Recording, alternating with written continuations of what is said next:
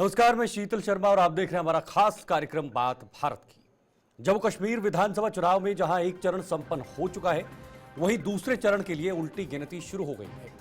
10 साल बाद हो रहे विधानसभा चुनाव के दौरान में हर पल घड़ी की टिक टिक की आवाज राजनेताओं पर भारी पड़ रही है। चुनाव के ऐलान होने के बाद ही जम्मू कश्मीर उत्साह और उमंग बढ़ गया था और इसी उत्साह के चलते पहले चरण में लोगों ने बाहर आकर बंपर वोटिंग की है, जिसकी बदौलत पहले चरण में करीब 60% वोटिंग हुई है।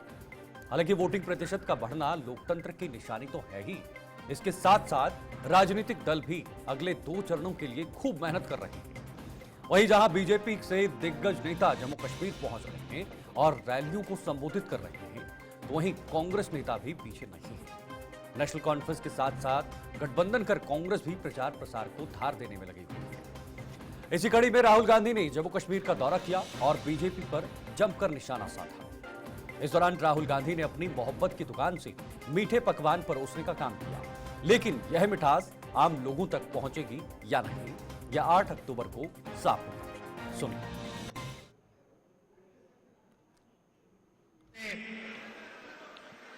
नफरत की बात करी और आप जानते हो कि बीजेपी के लोग, आरएसएस के लोग जम्मू कश्मीर में, बाकी स्टेट्स में 24 घंटा नफरत और हिंसा फैलाते हैं। जहां भी ये जाते हैं, भाई को भाई से लड़ाते हैं। जम्मू कश्मीर में, उत्तर प्रदेश में, बिहार में, मणिपुर में, पूरे देश में ये नफरत फैलाते हैं। इनका यही काम है और ये कुछ जानते ही नहीं है।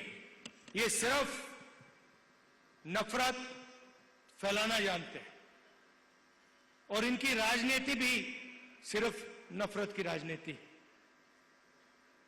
आप जानते हो, नफरत को नफरत से नहीं काटा जा सकता है।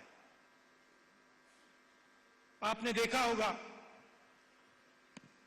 कि अगर कोई नफरत करता है, उसको नफरत से नहीं, सिर्फ मोहब्बत से काटा जा सकता है। और आपने देखा होगा, जो पहले नरेंद्र मोदी थे, 56 इंच की छाती वाले,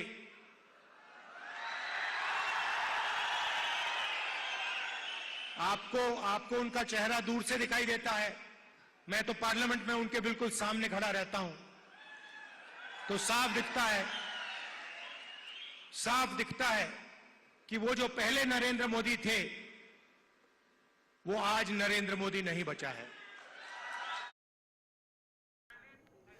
तो आपने सुना राहुल गांधी को। आज राहुल गांधी जम्मू कश्मीर के दौरे पर थे, 2 रैलियों को संबोधित किया, लेकिन राहुल गांधी ने इस वक्त सीधे प्रधानमंत्री मोदी पर निशाना साधा। उन्होंने कहा कि वो 56 इंच का सीना अब नहीं है, वो कम हो चुका है। वो कॉन्फिडेंस नहीं है क्योंकि मैं उन्हें सामने से देखता हूं। वो जो कानून लाते हैं, जो करना चाहते हैं, हम उनके सामने खड़े हो जाते हैं और वो उन्हें फिर से दोबारा से करना पड़ता है, यानी उसका संशोधन करना पड़ता है या उसको बदलना पड़ता है। ये तमाम बातें कही हैं, लेकिन नफरत की या फिर मोहब्बत की दुकान का जो जिक्र राहुल गांधी करते हैं, उसका कितना असर देखने को मिलेगा, ये दिलचस्प। फिलहाल इस वक्त हमारे साथ स्टूडियो में मौजूद हैं राकेश पंत जी, बीजेपी के नेता ज्वाइन हो चुके हैं।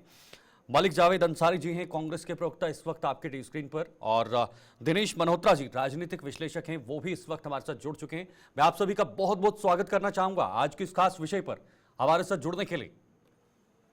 राकेश जी, पहले मैं शुरुआत आप ही से करना चाहूंगा। राहुल गांधी के तीर आप देख रहे हैं और राहुल गांधी ने कहा है कि वो 56 इंच का सीना कहां गया, वो तो गायब हो गया।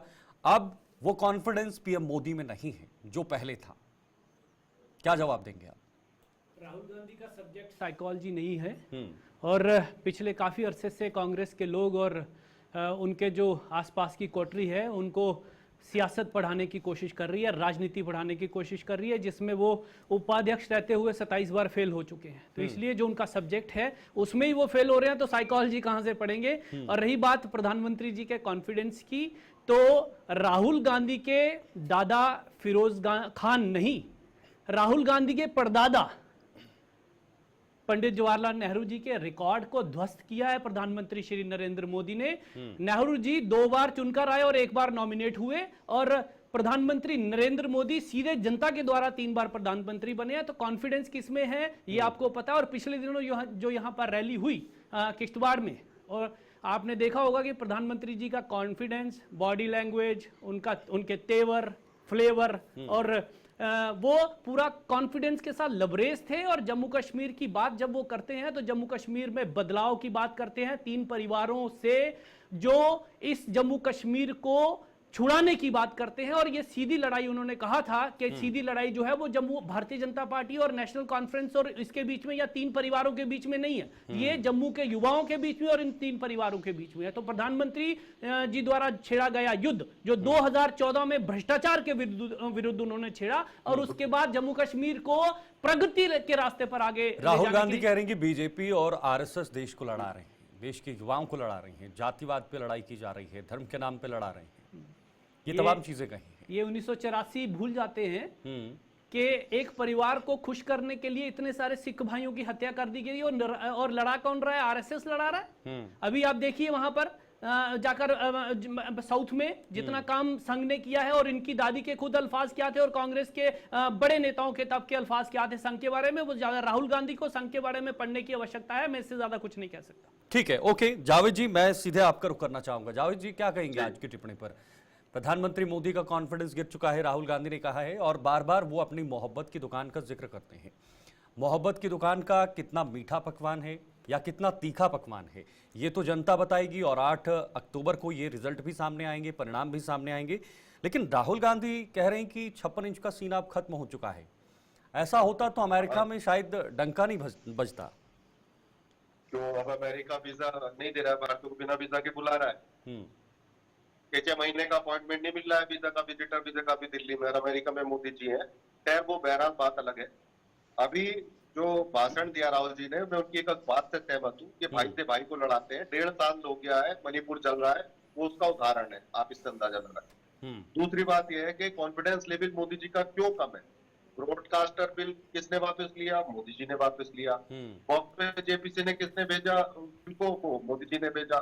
इससे पहले भी कई बिल इन्होंने वापस लिए, और किसानों के ऊपर जो बिल आए थे काले कानून, वो भी वापस लेने पड़े थे इन्हें। और अभी प्रधानमंत्री जी ने माफी मांगी, किस तरीके से भ्रष्टाचार हो रहा था। अभी राकेश भाई भ्रष्टाचार की बात कर रहे थे, भ्रष्टाचार के खिलाफ मोदी जी ने युद्ध किया था। मोदी जी ने जो मूर्ति का उद्घाटन किया था 36 करोड़ की लागत से महाराष्ट्र में बनी थी छत्रपति शिवाजी की, तो उनके ही 8 महीने में वो ध्वस्त हो जाती है। तो भ्रष्टाचार क्या है? और सुप्रीम कोर्ट ने मोहर लगाई है कि इलेक्टोरल बॉन्ड जो है वो इलीगल है, और सबसे ज्यादा 12,000 करोड़ रुपया इनके पास आया है। तो भ्रष्टाचार कौन कर रहा है? चंदा लो धंधा लो, वो भाजपा कर रही है। लेकिन मुद्दा क्या है? जम्मू कश्मीर में कौन जीतेगा? जम्मू कश्मीर में जम्मू कश्मीर की जनता जीतने वाली है। हमने मिठाई का भी ऑर्डर दे दिया है, 8 तारीख को राकेश भाई को मिठाई खिलाएंगे। और आपकी तो अपनी दुकान है, मीठी दुकान है, इसीलिए बढ़िया मिठाई बनवाएंगे, मिठाई बनवाएंगे। दूसरों का भी बना हो, हमारा भी बना हो, दूसरों का भी बना हो, उनको भी रोजगार मिलेगा। जो मिठाई बेचते हैं हमारे भाई, उनको भी रोजगार देंगे। तो इसलिए जो 1 लाख नौकरियां खाली पड़ी है जम्मू कश्मीर में, वो तो भरेंगे ही भरेंगे। हलवाइयों को भी रोजगार देने वाली है कांग्रेस पार्टी। 8 तारीख को सबको मिठाई खिलाएंगे, राकेश भाई को स्पेशली मिठाई खिलाएंगे। ठीक है, हम दोनों साथ आएंगे और आपकी मिठाई जरूर खाएंगे, लेकिन वो फिर से मैं कहूंगा कि जनता ही तय करेगी कि कौन मिठाई खाएगा और कौन खिलाएगा। राकेश जी, मैं जल्दी से जवाब आपसे लेना चाहूंगा। जावेद जी ने कहा कि अग्निवीर कानून पे जो आपने जो किसानों पे कानून लाया था, उसमें संशोधन करने की जरूरत क्यों पड़ी? कमियां थी, इस वजह से जरूरत पड़ी? ये तमाम जो चीजें सामने आई, इस वजह से राहुल गांधी आप पर हावी हो रहे हैं? राहुल गांधी हावी हो रहे हैं या नहीं हो रहे हैं, ये इस देश की जनता फैसला करेगी। और यहाँ तक अग्निवीर और किसानों के जो बिल थे जो वापस किए, उनकी बात है, तो आप समझते हैं कि किस तरह से किसानों को यहाँ पर वर्गलाया गया, किस तरह से जैसे उसका असर तो हमने देखा हरियाणा के अंदर। और उसके बाद तो आप 5 सीटें हार गए, 10 सीटें जीतते थे लोकसभा में। मैं वही बात कर रहा हूँ कि किस तरह आप लोगों ने जैसे संविधान खतरे में है, संविधान खतरे में है, वही डफली जो है वो उत्तर प्रदेश में बजाई, और इसी तरह से आपने हमारे अग्निवीर जो हैं उनको भी आपने इसी तरह से भड़काने की कोशिश की। तो खैर मैं उसमें नहीं जाना चाहता, क्योंकि संशोधन तो आपने किया ना, ये तो आपको मानना पड़ेगा। बिल्कुल मानते हैं, लेकिन गलतियां तो हुई हैं। जब देश विरोधी ताकतों का बीच में समावेश हो गया इन किसानों के, आपको क्या लगता है वहां किसान बैठे थे, और जो देश विरोधी ताकतें जब उनमें सम्मिलित हो गई तो उसके नहीं थे तो संशोधन क्यों किया कानून? नहीं, हमने ये नहीं कहा, हमने कहा किसानों के साथ जो लोग देश विरोधी ताकतें जो बाहर से मिल गई, वो उनका देश की स्थिति पर क्या असर पड़ा, इसको देखते हुए वो जो किसानों के बिल जो है वो वापस लिए गए। ठीक है, ओके।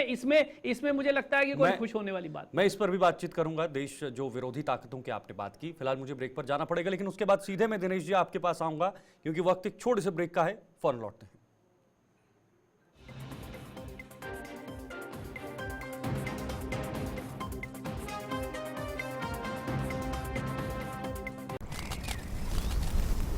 पाँच साल में कितना कुछ बदल गया ना। अभी तो बहुत कुछ बदलेगा, क्योंकि मोदी जी यहाँ बनाएंगे मेट्रो, नई सड़कें, नए टनल, और तो और बिछाएंगे रेलवे का बड़ा जाल। सच में? हाँ, क्योंकि जहाँ भाजपा वहाँ विकास।